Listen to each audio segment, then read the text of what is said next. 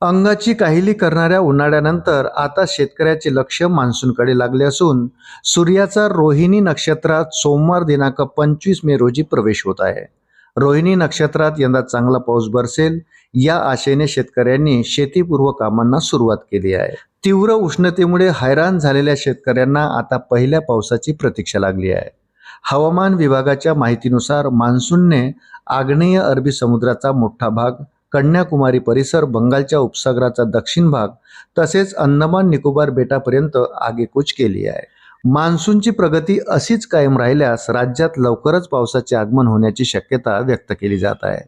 देशातील मान्सूनची पहिली सलामी केरळमध्ये होत असून त्यानंतर साधारण आठवडाभरात महाराष्ट्रात मान्सून दाखल होतो। दक्षिण अंदमान समुद्र व निकोबार बेटापासून बंगालच्या उपसागरातून प्रवास करत मान्सून केरळात पोहोचतो।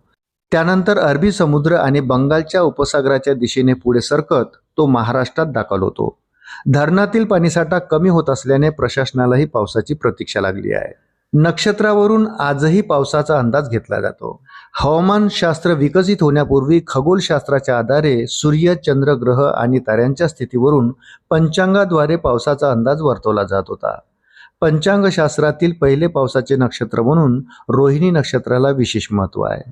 पंचांगातील नक्षत्रे, त्यांची वाहने तसेच पक्ष्यांच्या घरट्यावरून ग्रामीण भागात आजही पावसाचा अंदाज बांधला जातो।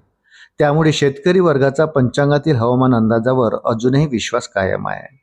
पंचांगानुसार यंदाच्या नक्षत्राचे भाकीत, यंदा 25 मे रोजी रोहिणी नक्षत्राला सुरुवात होत आहे।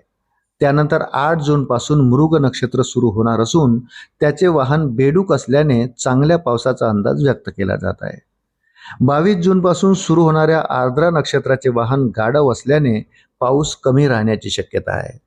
6 जुलै पासून पुनर्वसू नक्षत्र सुरू होईल, त्याचे वाहन घोडा असल्याने सर्वत्र चांगला पाऊस होण्याचे संकेत आहेत।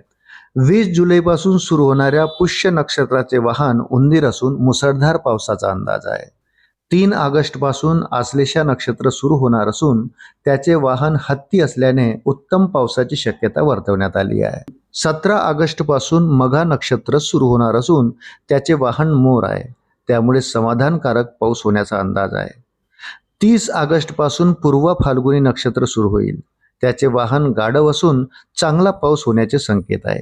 13 सप्टेंबर पासून उत्तरा फाल्गुनी नक्षत्राचे वाहन बेडूक असल्याने साधारण पाऊस अपेक्षित आहे।